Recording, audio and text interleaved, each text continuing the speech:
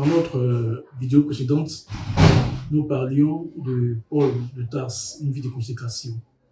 Parce que le thème central de notre enseignement, c'est l'Église appelée à la sainteté.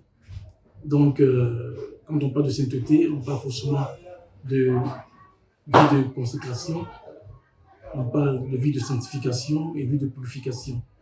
Donc, pour l'instant, nous sommes sur la consécration. Et nous avons dit que nous allons aborder cette vie de consécration de l'apôtre Paul en 4 points, c'est-à-dire la révélation, la séparation, les épreuves et la mission.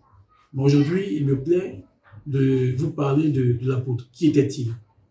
L'apôtre Paul était une personne née à Tarse, en Cilicie, dans une ancienne province de Rome qui aujourd'hui est située en Turquie.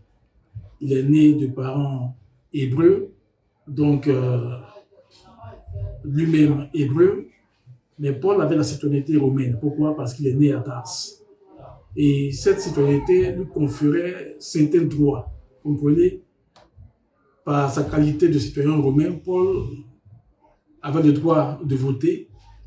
On n'avait pas le droit de l'humilier par des sanctions déshonorantes. Et on n'avait pas le droit aussi de le juger, vous comprenez, de le juger devant la haute cour du tribunal de l'Empire. Et Paul ne va pas se gêner, il ne va pas se gêner pour le rappeler, voilà, souvent, quand besoin était. Amen. Alors, Paul, il faut le dire, était un homme très instruit.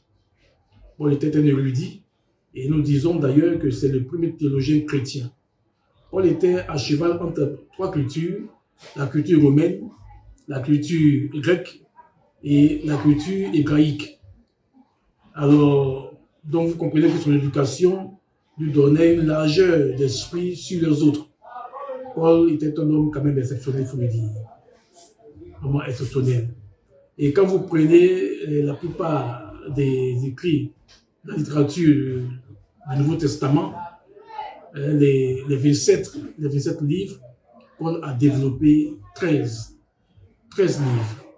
Et il est celui-là même qui va développer certaines doctrines que nous étudions aujourd'hui dans nos universités et dans nos écoles théologiques. Je veux parler de la grâce, du salut, de la théologie de la justification par la foi, de la christologie, Jésus pleinement Dieu, pleinement homme.